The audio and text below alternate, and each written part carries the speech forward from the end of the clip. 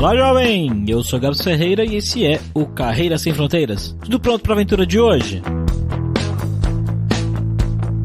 A Etienne é desenvolvedora de software e vive atualmente em Londres, mas não era bem essa a trajetória que ela tinha pensado para a carreira dela. Ela começou fazendo faculdade de música, tocando piano e tudo mais, olha só. Só que aí no 6º período da faculdade ela resolveu que não era aquilo que ela queria seguir e foi para a área de tecnologia. Durante a faculdade ela acabou conseguindo um intercâmbio na França e um estágio em Berlim, que legal. Os planos que ela tinha era de ficar lá em Berlim, mas algumas coisas não correram como ela esperava e ela começou a procurar emprego. Foi quando ela foi parar em Londres. Ela vive lá já faz pouco mais de 4 anos, ela gosta bastante da vida lá e ela tem coisas legais para contar sobre a vida lá, né? Como sempre, custo de vida, a experiência de trabalhar com pessoas de outro país, a cultura e tudo mais. Mas olha só, a Etienne tá se mudando pra Barcelona, terra aí do nosso host Fabrício Carraro. Então a gente tem hoje nesse podcast várias dicas da vida em Londres, mas também várias dicas da vida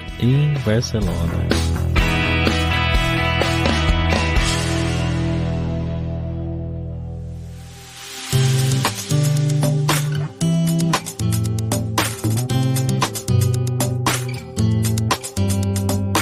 Para essa visita a Londres, estamos aqui como sempre com ele, o nosso viajante poliglota, Fabrício Carraro. E aí, Fabrício, como é que você tá, cara? E aí, Gabs, tudo bem? Saudade, né?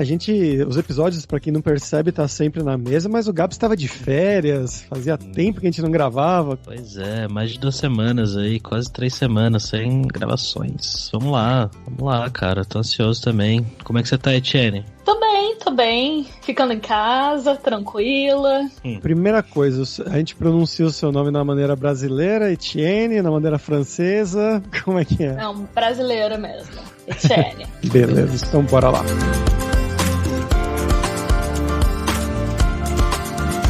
Galera, como sempre, só o nosso jabazinho inicial aqui, que o podcast Carreira Sem Fronteiras é oferecido pela Alura Língua, cursos online de idiomas, que eu, Fabrício Carraro, ajudei a desenvolver com métodos que eu utilizei e utilizo para aprender idiomas como francês, italiano, russo, polonês, grego, alemão e assim por diante. E lembre-se que o ouvinte do Carreira Sem Fronteiras tem 10% de desconto em todos os planos, para você estudar todos os níveis de inglês e espanhol com a gente pelo mesmo valor. Então vai lá em aluralingua.com.br/promoção/carreira e comece a estudar com a gente hoje mesmo.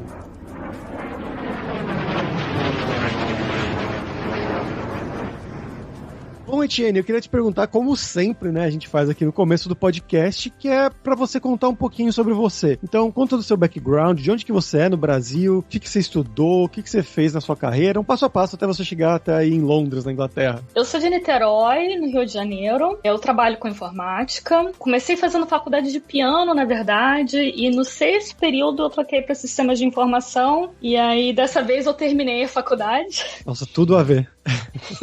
Mas na verdade tem bastante gente da área de informática que também é músico. Não sei por que exatamente, né? Já que são coisas completamente diferentes. Mas é algo que eu acabo vendo com bastante frequência, na verdade. E aí, na faculdade, eu fiz um intercâmbio, na época, Ciências Sem Fronteiras. E eu fui para a França. Fiquei lá um tempo. Depois eu terminei o meu curso. Depois eu fiz um estágio na Alemanha. E inicialmente, meu plano era ficar na Alemanha. Eu tava, digamos assim, visando ser efetivada nessa empresa onde eu tava fazendo um estágio, e aí eles passaram por alguns problemas financeiros, demitiram uma galera, e na Alemanha tem uma regra que se você demite bastante gente, você não pode imediatamente contratar outras pessoas pro mesmo tipo de vaga, né? A maioria dos países que tem, assim, leis laborais importantes não permite esse tipo de coisa. E eles não podiam me contratar, não podiam me efetivar.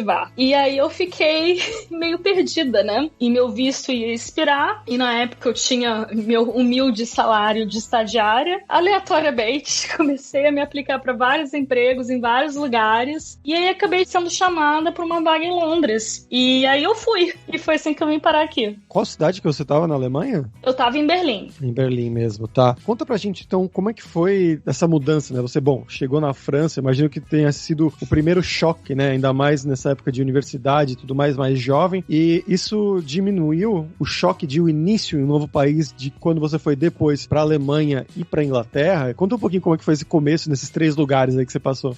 Com certeza, cada lugar teve o seu processo, né? Mas a questão de ter ido primeiro pra França, ter sido estudante, ajudou bastante, porque no meio universitário eu acho que você tem, assim, um ambiente comunitário bem maior, que ajuda bastante, você tem mais interação com outras pessoas, e foi um pouco mais fácil do que talvez nos países subsequentes. Na universidade eu tinha bastante amigos brasileiros, outros intercambistas, isso facilitou um pouco também para não me sentir talvez tão sem raiz, mas foi uma experiência assim muito diferente, porque lá eu estava numa cidade universitária, então era uma cidade pequena, não foi em Paris, foi num lugar bem distante, num lugar que tinha uma cultura bem própria, né, na Bretanha, então eles têm toda a questão de tentar reviver o idioma deles, enfim, eles têm todas as suas questões regionais que são muito interessantes. Até consegui me integrar bastante lá em relação ao idioma. O primeiro choque foi aprender francês, porque eu conseguia falar um pouco, mas, enfim, eu não era fluente, né? Eu cheguei lá com nível A2, né? Então, assim, muito complicado. A2, pra quem não sabe, é como um nível um pouco além do básico, né? Mas chegando ali quase chegando no pré-intermediário, vamos dizer, né? Pois é, e aí eu fiz o intensivão antes de começar as aulas da faculdade, e aí quando eu comecei, eu estava no B1, e aí já foi mais intermediário, e aí já foi um pouco mais fácil, mas ainda suei bastante, porque as aulas eram todas em francês, né? As outras dificuldades eram que, enfim, eram cursos diferentes, com grades diferentes, né? No Brasil eu fazia sistemas de informação e o curso nessa faculdade era engenharia eletrônica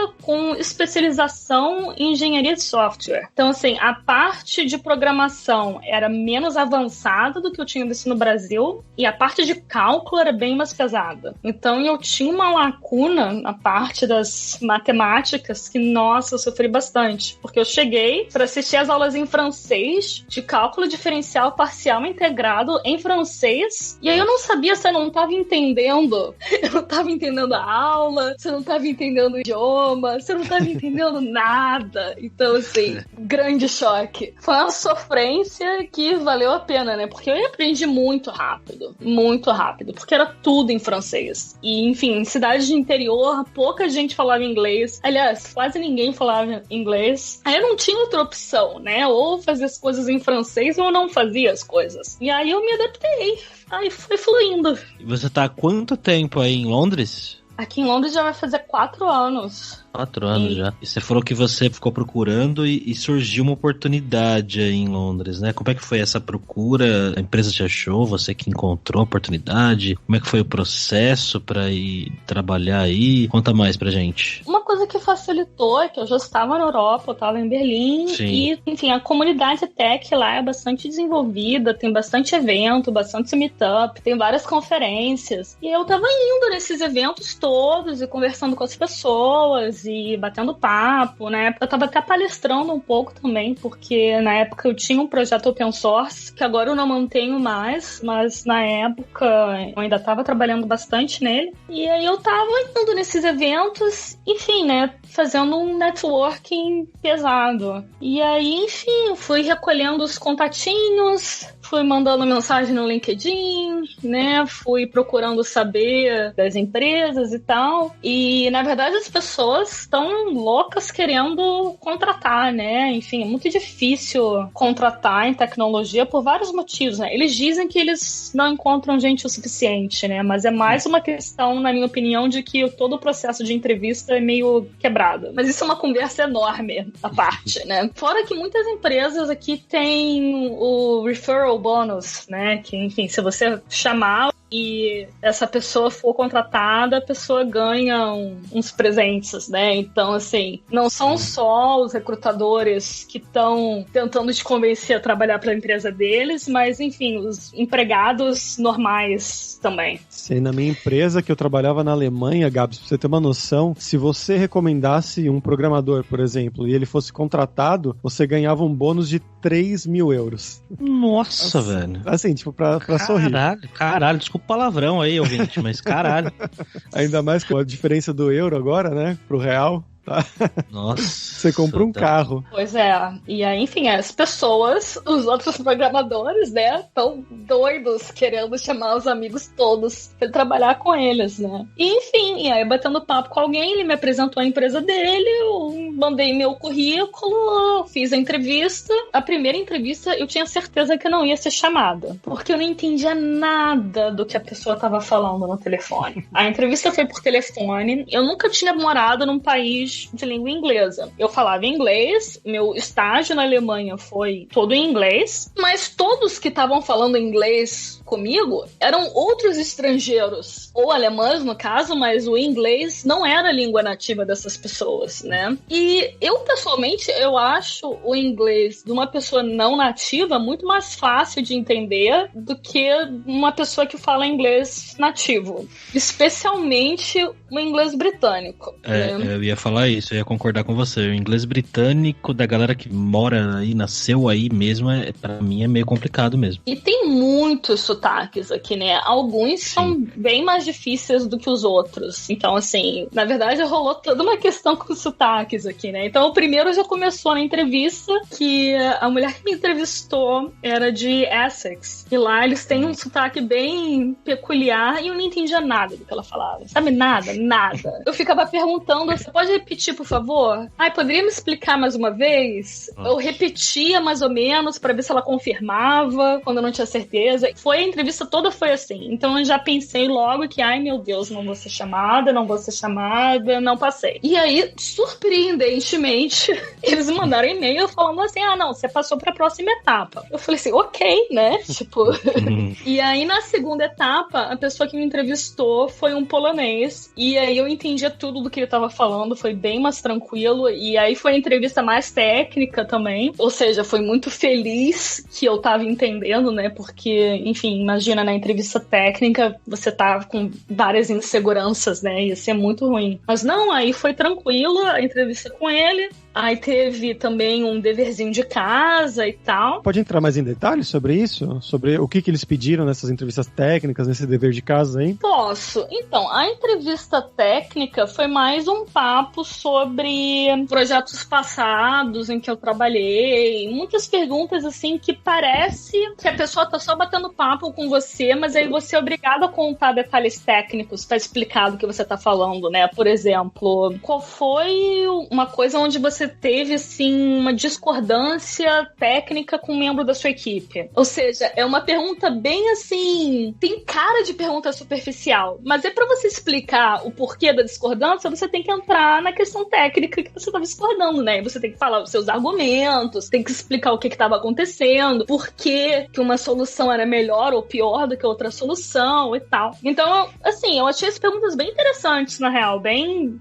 boladas, digamos assim. Eu não lembro da maioria delas, mas eram perguntas com esse tipo de estrutura. E o dever de casa foi simples, na real, assim. Não simples, ele foi adequado. Eu tô dizendo simples porque, na verdade, eu já participei de outros processos onde eles pediram, assim, pra você fazer toda uma aplicação, teste, não sei o que você levava a semana inteira perdendo o seu tempo fazendo o negócio pra depois você ser rejeitado. Uns negócios, assim, muito nada a ver, na minha opinião, mas tá. E eles mandaram um negócio que era realmente, assim, fazível em 2-3 horas, né? Ou seja, um tempo onde eu acho, assim, ok você usar para um processo de candidatura, né? Era um exercício do tipo, você tem um robozinho que tem que andar para essas posições, aí ele tem, assim, e o mapa tem minas e não sei o que, e enfim, aí eles te dão uma entrada e uma saída, né, esperada.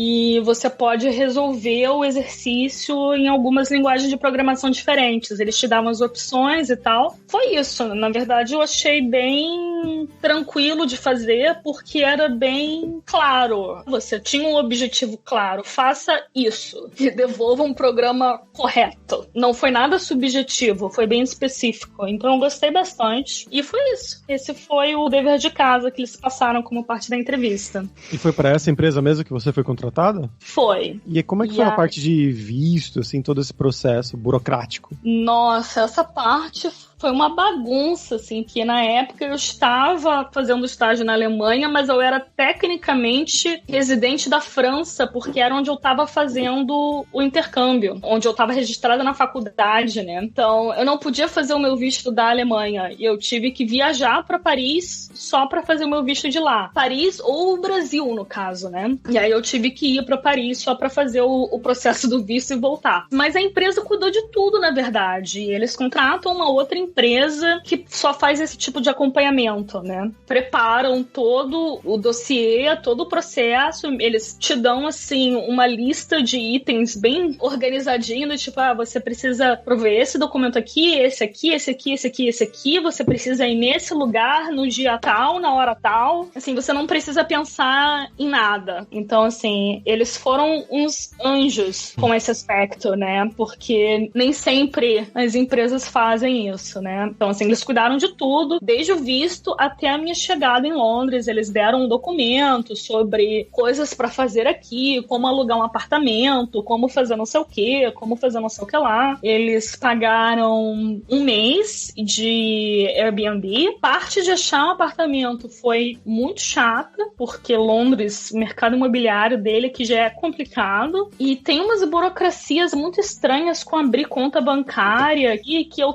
entrei num problema meio ovo e a galinha, que para receber meu salário eu precisava ter uma conta no banco, para receber a conta no banco eu precisava ter um endereço fixo, e para alugar um apartamento eu precisava ter uma conta no banco e ter recebido meu salário. E no final das contas, o CEO da empresa teve que escrever uma carta pro HSBC. No fim deu certo, mas foi assim, foi bem chato. E como é que foi o início, fora a parte burocrática para alugar casa e tudo mais, de adaptação? O que você achou de Londres, comparando com as outras cidades que você morou na Europa? Então, aqui a cidade é bem maior, né? É gigantesca.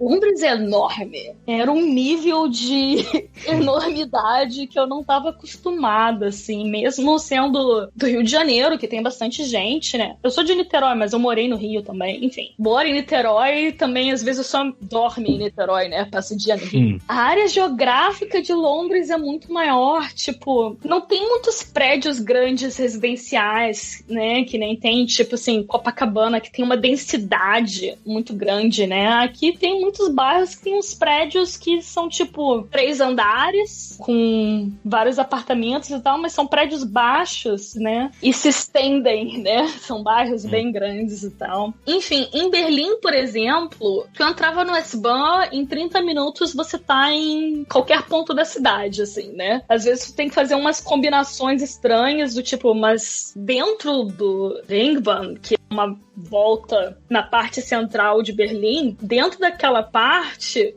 você faz tudo. Se você mora ali dentro, você chega em qualquer outro ponto muito rápido. Agora, Londres não. Tipo assim, pra você, sei lá, visitar um amigo que mora às vezes na mesma zona que você vai passar 1h30 no metrô, né? As pessoas fazem, assim, muita baldeação aqui, né? As pessoas moram em zonas muito afastadas, passam bastante tempo em transporte aqui. Muito mais tempo em transporte do que na Alemanha. É um nível que é quase parecido com do Rio de Janeiro, assim, né? Onde a galera vem de Niterói, vem de São Gonçalo, vem de Nova Iguaçu pra trabalhar no Rio, né? Que em Londres também. O pessoal vem da Zona 3, da Zona 4, vem de outras cidades. Tem gente que vem de Leeds, que é tipo no norte da Inglaterra, pra trabalhar em Londres. Então, assim, as pessoas passam horas no transporte também. Eu tive a sorte de, na época, morar perto do trabalho, mas era assim, pagando um preço muito caro por um apartamento que era em subsolo, que, enfim, não tinha nenhuma iluminação. Tu tem que fazer essa escolha, assim, né? Ou tu mora num lugar confortável, mas aí você tem que passar horas no transporte,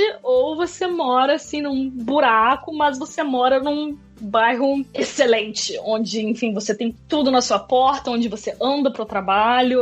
É difícil fazer essa escolha. Американская фирма Transceptor Technology приступила к производству компьютеров «Персональный спутник». Vamos para o nosso momento viajante poliglota com o Fabrício Carraro. E aí, Fabrício, o que você tem de legal pra gente hoje aí, de curiosidades e dicas de Londres? Dicas de Londres, dicas da Inglaterra, né? Voltando aqui, eu vou deixar uma série, que é uma série muito, muito, muito famosa, que ganhou mais popularidade ainda aí nesses últimos tempos. Pessoal sentado em casa assistindo coisas mais antigas, né? Mas ela não é tão antiga, na verdade. Ela ainda tá correndo, que é a série The Crown, que se você traduzir, né, a coroa, que fala sobre exatamente a coroa britânica, né? A história basicamente da rainha Elizabeth II, desde basicamente de que ela era jovem, antes dela assumir, quando ela assumiu o cargo, não sei se você chama isso de cargo, o título de rainha da Inglaterra, e aí contando basicamente os bastidores da coroa britânica, né? Tudo isso que o pessoal adora ir pra lá pra ver, o Palácio de Buckingham, e a família real, e a rainha acenando na janela, né, com aquela mãozinha, mas eles mostram isso mais na parte real, né? Então a relação dela com o Churchill, coisas da política do Reino Unido e tudo mais, e é muito interessante pra quem gosta dessa parte histórica também. Eu assisti alguns episódios, eu não fui muito adiante, porque aí a gente começou a fazer outras coisas, mas fazer que nem o Silvio Santos, né? Mas a minha filha assistiu e falou que é ótimo.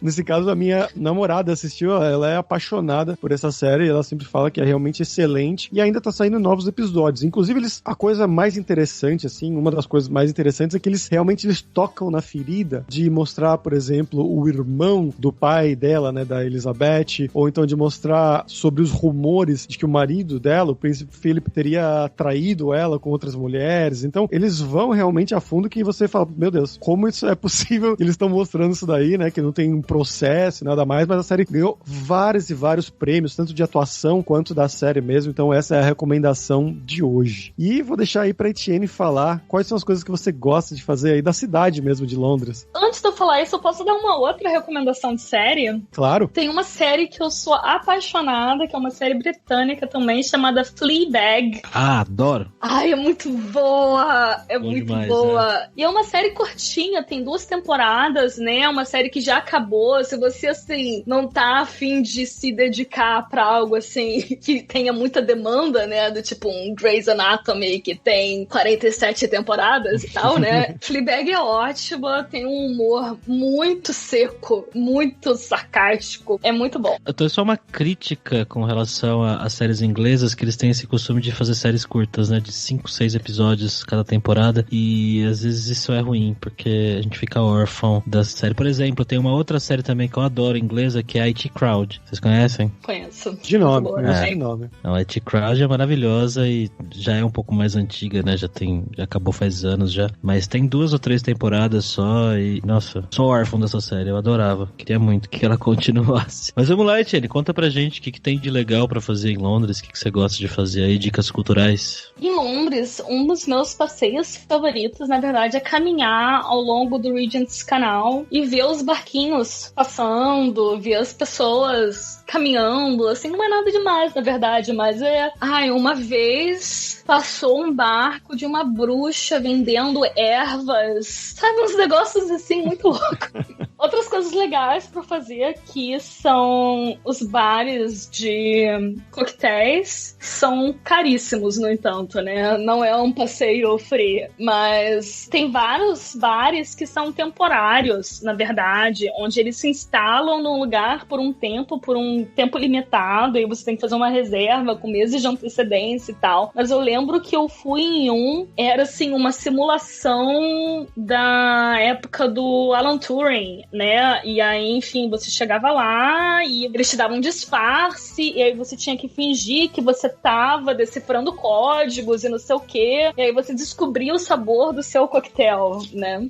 Uns negócios, assim, muito viajantes, assim, né? E muito interessantes também. Caramba. E o meu outro passeio favorito não é em Londres, na real, é mais, assim, pro interior do país, mas aqui não é muito grande, assim, você chega no interior do país rapidinho, né? Você pega um carro em 2 horas horas você já atravessou metade do país. Foi um passeio que eu fiz recentemente, na real, porque com essa questão do corona e tal, eu tava tentando evitar ver gente, né? Então, assim, e eu tinha acabado de acabar meu mestrado, e eu pensei assim, nossa, eu preciso comemorar de alguma forma. E a gente chegou à conclusão que a gente tinha duas opções, tipo, alugar um trailer, né, onde a gente pudesse fazer um passeio de carro e dormir no carro, ou alugar um barge, que é um barco do canal, que ele é uma kitnet. E você pode passear com esse barco nos canais e dormir no barco, cozinhar no barco, tomar banho, enfim, você não precisa sair, não precisa ir em restaurante, não precisa fazer nada com outras pessoas, né? A gente pensou assim, nossa, alugar um carro, uma van, um trailer é um negócio que a gente pode fazer em qualquer país, mas alugar um barco desses do canal é algo que a gente não pode fazer em qualquer lugar, né? E o sistema de canais aqui é muito interessante, muito interessante. Pra você ter noção, você consegue ir de barco pelos canais de Londres até a Escócia. É interligado o país inteiro. É um sistema bem antigo, na real. Os canais, as travas e tal, os diques, eles têm 200, 300 anos. São sistemas bem antigos, anteriores aos trens. Eram as rotas comerciais. Não sei se eles transportavam cerâmica, porque se fosse na carroça, quicando, ia quebrar tudo. Enfim, mas as rotas comerciais eram feitas pelos canais antes dos trens. E os canais não são mais usados para as rotas comerciais, mas eles ficaram lá. Até hoje eles são mantidos, tem toda uma infraestrutura onde você pode parar o barco e abastecer as águas. Eles te dão uma chave que você pode usar para destravar os diques, que eles são tipo uns elevadores, assim, para você passar de uma parte do canal mais baixa para a parte do canal mais alta, né? Aí ele enche de água, sobe o barco, aí você passa. A chave também levanta algumas pontes elevadiças e também abre uns compartimentos d'água para você abastecer o barco. Enfim, aí você vai passando e é muito tranquilinho, porque o barco é muito devagar. Ele vai abaixo da velocidade de caminhada. Então, assim, é bem devagar mesmo. E não precisa ter nenhuma carteira de motorista especial, não precisa ter nada, assim.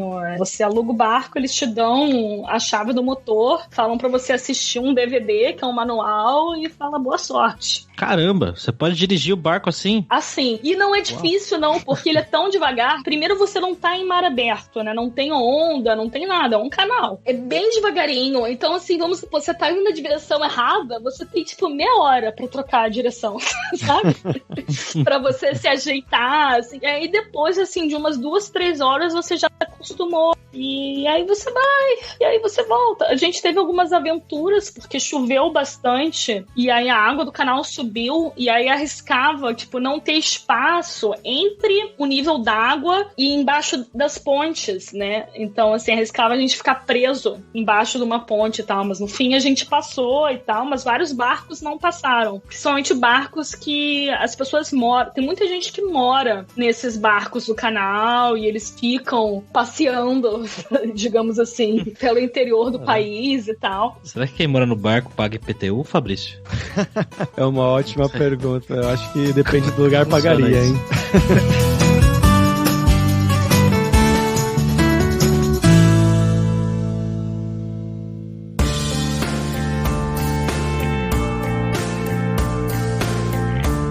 Voltando para a parte do seu trabalho, conta um pouquinho da sua dinâmica de trabalho. Então, você achou que trabalhar em uma empresa na Inglaterra é muito diferente das suas experiências anteriores de trabalho, da dinâmica mesmo, de como funciona o dia a dia, as reuniões, das pessoas, como é que é trabalhar com os ingleses, ou a maioria é estrangeiro também? Eu achei bem diferente da minha dinâmica na Alemanha, que era bem diferente da minha dinâmica no Brasil, mas ao mesmo tempo eu não sei julgar se é uma diferença de empresa para empresa ou de todo um país para outro país, porque, enfim, eu não tive muitas experiências em cada lugar, né? Eu tive mais experiências no Brasil, na verdade. Eu tive uma experiência na França, uma na Alemanha, uma aqui, e depois eu troquei para uma empresa remota, que é americana. Então, assim, não tem como eu construir uma ideia generalizada do ambiente de trabalho aqui. Mas umas coisas que eu reparei, por exemplo, a hora do almoço é bem mais sagrada atrasada na Alemanha do que aqui. Aqui uma galera pega um sanduíche, tira 20 minutos de almoço pra sair cedo, né, do trabalho. Mas na Alemanha a galera ia, às vezes tirava 1 hora de almoço de 1h30, sabe? Mas é aquilo que eu disse, eu não sei dizer se era uma questão da cultura de uma empresa pra outra ou de um país pra outro. E os seus pares, eles são ingleses mesmo? Você fez amizade com ingleses? Na real, não. A minha equipe era bem mista, digamos assim, era metade ingleses e metade pessoas de vários países, né? Aí tinha eu brasileira, tinha outra programadora do Equador, tinha um cara polonês, tinha um cara alemão, tinha assim, as pessoas eram metade inglesas e metade misturadas. Na verdade, fazer amizade aqui de forma geral é algo muito difícil, tanto com os ingleses quanto com outras pessoas que não são ingleses, mas talvez com pessoas que não são ingleses é mais fácil, porque quem é daqui provavelmente tem amizades de décadas, né, e não estão interessados em fazer amizades com outras pessoas, né. Agora, a galera que acabou de chegar aqui, que tá aqui há pouco tempo, que ainda não tem uma rede de amigos e tal, tá mais interessado em te conhecer, em estreitar laços e tal. E isso acaba aqui favorecendo, né, você fazer amizades com os estrangeiros e não com os ingleses. Mas eu cheguei a fazer amizade com os ingleses, mas, por exemplo, um amigo meu que é daqui se mudou pra Amsterdã, né, então eu tenho às vezes a impressão também de que algumas relações em Londres duram pouco, porque as pessoas vêm pra cá pra fazer dinheiro e depois vão embora pra outro lugar. Então você conhece alguém e a pessoa, enfim, 1 ano depois muda pra outro país, muda pra outra cidade. Os ingleses às vezes voltam pro interior, voltam pra cidade de onde eles são, que não é Londres. Os estrangeiros vão pra um outro país ou voltam pro seu próprio país, né? Existe uma rotatividade muito alta de pessoas que passam por Londres, mesmo que você faça laços, vários desses laços não duram, e aí você tem que estar sempre usando energia tentando criar laços, né? Eu acho um pouco cansativo. Te falar que isso é uma coisa que, pelo que eu percebi, né, nesse tempo fora, acontece em praticamente qualquer lugar. Aconteceu quando eu morava na cidade pequena na Alemanha, depois meus amigos foram pra Berlim, eles estavam reclamando da mesma coisa que acontecia com eles, algo constante, assim, de pessoas que chegavam em Berlim pra trabalhar, ficavam lá 3, 5 anos, depois iam embora. Aqui em Barcelona eu tenho notado também a mesma coisa, de várias pessoas vêm pra ficar um tempo, pra trabalhar um tempo, mas quando eles querem realmente ganhar dinheiro, eles vão pra um lugar como Londres, como a Alemanha, lugares que você já esteve, né? Mas é algo que eu também tenho reparado por aqui, que é bem comum, né? Pelo menos no nosso mundo de pessoas estrangeiras. Talvez os locais não se sintam assim, mas a gente, né, que geralmente tem mais contato com estrangeiros, é uma coisa bem comum.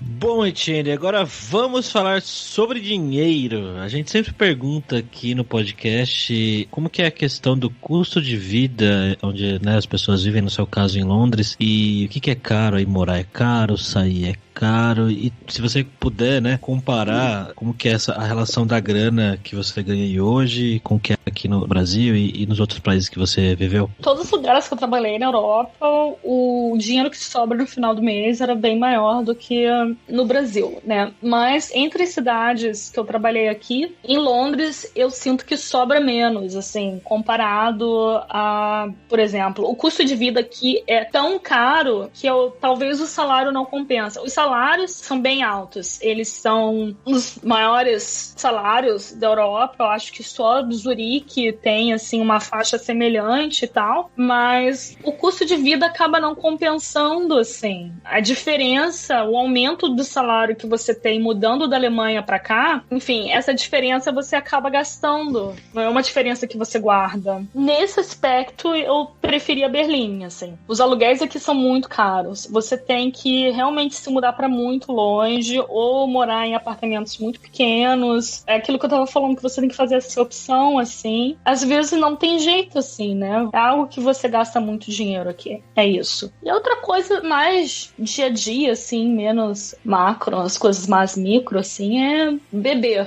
sair pra beber aqui é muito caro. Uma cerveja é muito caro, um coquetel é muito caro. Só uma coisa, a Etienne tá se mudando pra Barcelona agora, pessoal. Acho que uma coisa que você vai perceber diferença então é na bebida, né? Porque eu achei a bebida de Barcelona muito barata, mesmo comparado com o Brasil. Acho que o Fabrício pode confirmar. Confirmo. Maravilha. Eu vou contando com isso agora. Ó, pra ter uma noção, a cerveja mais barata que tem por aqui se chama Chibeca, que é um nome maravilhoso. E, se não me engano, você compra um engradado, né? Um engradadinho de latinha mesmo, aquela caixa de latas, 12 latas, assim, cada uma sai algo em torno de 40 e poucos centavos, 50 centavos, assim, de euro, né? Não dá pra converter, claro, porque agora o real tá muito, muito discrepante, mas é um preço bem barato se você for olhar aqui. Se você compra num bar, você vai pagar geralmente entre 1,50 e 2,50, que também é bem ok. De quarta e domingo no Cien Montaditos aí em Barcelona e na Espanha, tudo a €1, Etienne. Chopp de 500ml por €1. Bom demais. Mentira! Assim, eu já estava convencida, eu já estava de mudança, né? Mas agora eu tô indo mais feliz. Obrigada. Algumas coisas aqui são mais baratas. Não necessariamente que a Alemanha, mas talvez que o Brasil. Determinados entretenimentos culturais aqui você acha bastante coisa, talvez de graça praticamente, que é tipo assim, os museus aqui, eles são muito bons. A maioria você não precisa pagar, ou você paga muito barato. E, enfim, é bem interessante. Eu gosto bastante dessa parte aqui. Algumas coisas são muito caras, mas são bem específicas de Londres, que tipo, ir num musical, né? Do tipo, ver o musical do Rei Leão, ver o musical do Harry Potter, sabe? Essas coisas assim são caríssimas. Eu nunca fui. É algo que eu quero ir, assim, antes de sair daqui, pra dizer que eu fui, né? Tipo, eu queria muito ir ver o Livro dos Mormons. E ver um musical, por exemplo, é considerado algo chiquérésimo aqui, né? Tem outras opções bem mais baratas de entretenimento e cultura aqui. Tem muita coisa rolando de graça. Isso é bem legal. E a parte de teatro também, né? Não só musicais, mas peças de teatro mais clássicas, assim.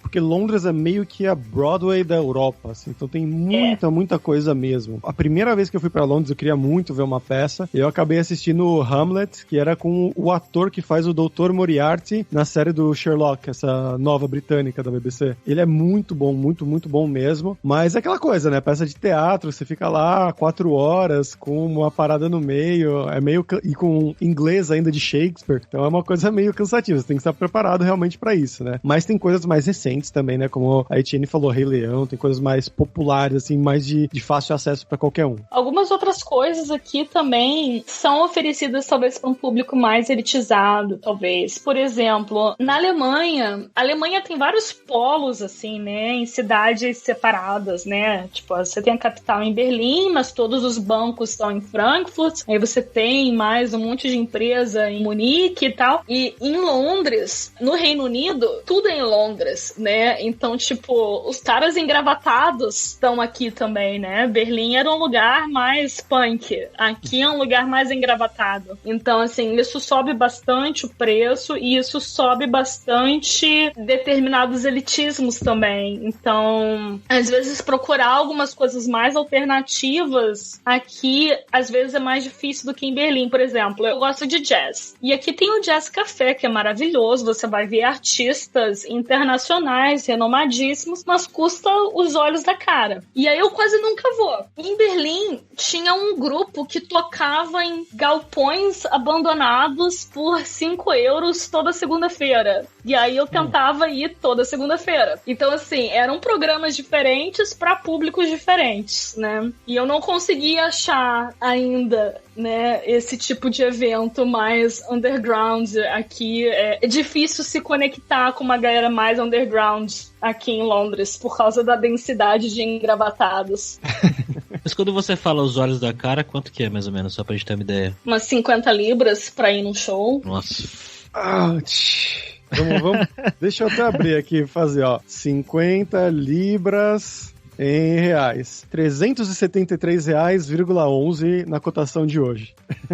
Pesado. Pois é. Pesadinho. Então assim, eu fui uma vez e depois achei lindo, achei maravilhoso, amei, mas aí eu não fui mais, né? Não é assim um programinha casual de domingo, né? Mudando um pouco de assunto, por que você tá se mudando pra Barcelona agora? Ai, eu cansei. Eu quero latinidade, quero malemolência, quero sol, quero praia. Você vai amar Barcelona, então.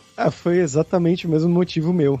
Eu tava cansado de Alemanha, do frio, tudo mais. Ela vai adorar, com certeza. Se bem que agora não, né? Agora tá inverno, esfriou bastante. Tô de moletom dentro de casa. Tô nível Brasil. Ah, mas acho que o inverno daí não se compara ao inverno londrino, né? Não chove. O londrino não é tão ruim, na verdade. Não. A temperatura aqui não cai muito. Existem umas condições climáticas bem especiais aqui. E, na verdade, a temperatura não cai tanto. Não neva, praticamente. Mas é muito longo. Então, por exemplo, agora já estamos em inverno já há algumas semanas, na real. Que tá, enfim, abaixo de 10 graus. Por exemplo, em Berlim eu sentia que demorava mais para chegar nesse nível, mas em compensação o pico do inverno era super frio. Então aqui é mais estável a temperatura, mas os verões são bem curtinhos.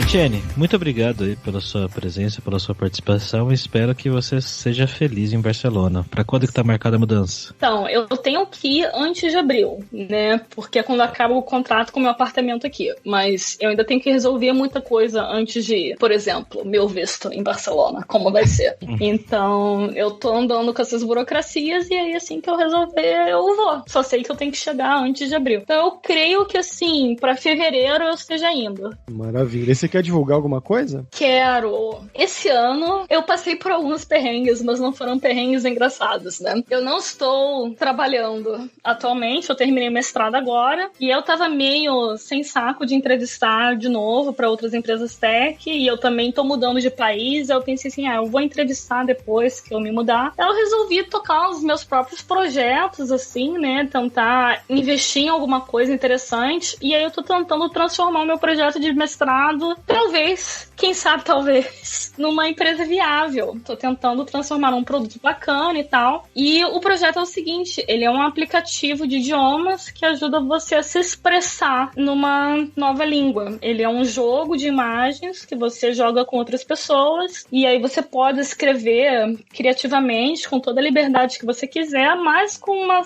uma certa estrutura, uma certa guia, assim, né? Ao contrário dos aplicativos, talvez, de tandem, onde você apenas tem que conversar com outras pessoas, e isso talvez seja um pouco estressante para quem não é bem avançado ainda, né? E é isso, eu tô fazendo esse aplicativo, ele se chama Polygloss, a versão para Android já é pública, e a versão iOS tá rolando o beta teste muito em breve, e aí quem quiser se registrar para ser um dos early testers, tem o site é polygloss.app. Vai estar sempre na descrição, lá no site do Carreira Sem Fronteiras. Só entrar no episódio, vai estar lá os links, sempre estão na descrição.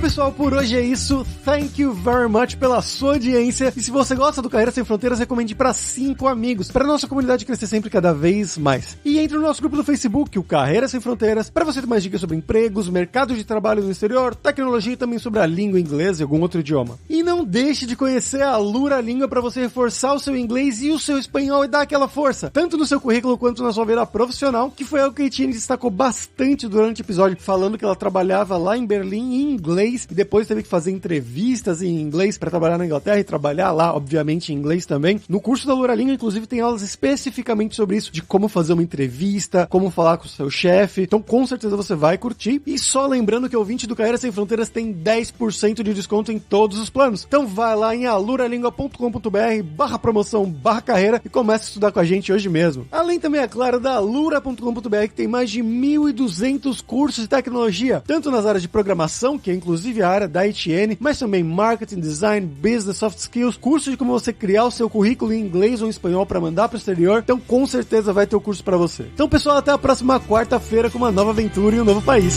Tchau, tchau!